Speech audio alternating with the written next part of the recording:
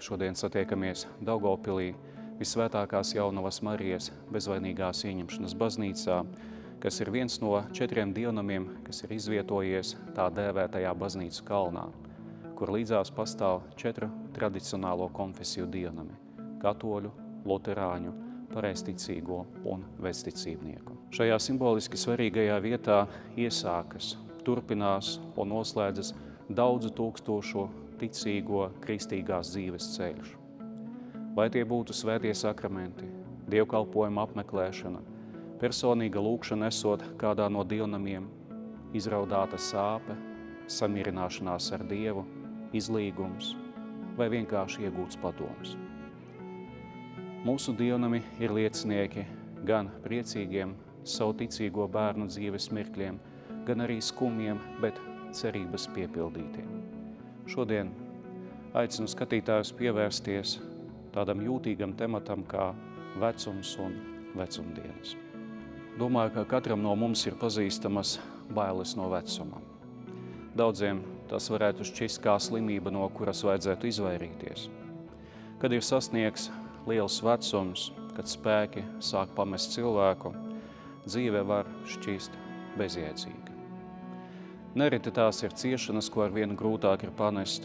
Tā, diemžēl, arī ir vientulība, kas kā uzticīga pavadone nereti pavada cilvēku šajā dzīves posmā. Svētie raksti steidz mums atgādināt, ka ilgs mūžs, tā ir Dieva svētība, un nāve dziļā vecumā ir nopelns Dieva priekšā. Daudzi dzīves gadi ir uzskatāmi par pierādījumu Dieva maigajām rūpēm pār cilvēku. Dievs nebaidās un nekautrējas izvēlēties to, kas daudz acīs varētu šķīst vājš vai mazvērtīgs. Dievs arī vecumā cilvēkam uztic lielas lietas un ļauj turpināt kalpot savam godam, savā baznīcā un cilvēku labumam. Dievs cilvēkam arī vecumdienās uztic tik svarīgas lietas, kā būt par labu, pārbaudītu pamatu, uz kā turēsies jaunā celtne. Kungs vienmēr paliek uzticīgs savā mīlestībā, no kā arī izriet mierinājums, ka Dievs ir klātesošs visās cilvēka dzīves fāzēs. Labās vēsts izplatīšanās šodien nebūtu iespējama un pat iedomājama bez senjoru klātbūtnes. Viņi ir tie, kas ir aicināti turpināt baznīcā kalpošanu ar apdomīgu un nosvērtu lūkšanu dzīvi. Tās būtu mīlestības pilnās rūpes par jaunāko paudzi.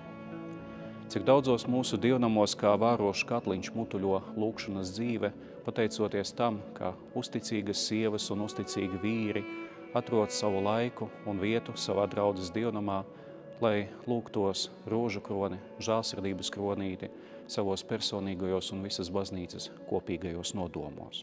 Lai mēs varētu auglīgi kalpot arī vecumdienās, tam ir laicīgi jāgatavojas.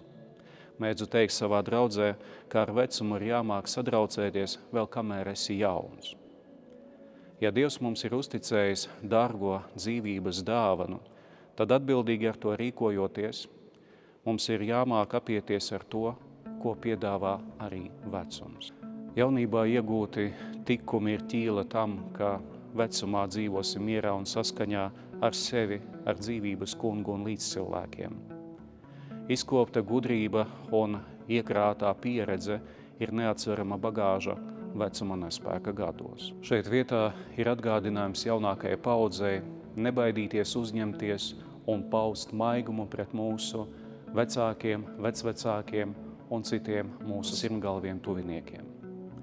Apmeklēsim tos, kuri ir pazaudējuši cerību un vairs necer uz to, ka rītdiena tiem varētu atnest kaut ko labu. Sekojot pāvesta Franciska aicinājumam, egoistiskai attieksmē, kas ved pie atstumšanas un vientulības, pretī liksim atklātu un priecīgu sirdi, kāda piemīt tam, kam ir drosme pateikt, es tevi neatstāšu pat dziļā vecumā. Visi kopā veidosim stāstus, kur vecums ir drosmīgi pieņemta realitāte par sevi, par Dievu un par dzīvi. Cienījamie senjori, gribu jūs pamudināt nekautrēties lūgt personīgu svētību no baznīcas jūsu vajadzībās esot vecumdienās. Ļaujiet jaunākajai paudzē jums pakalpot un tādā veidā paust savas mīlestības pilnās rūpes par jums. Nekautrējieties pieņemt palīdzību no citiem.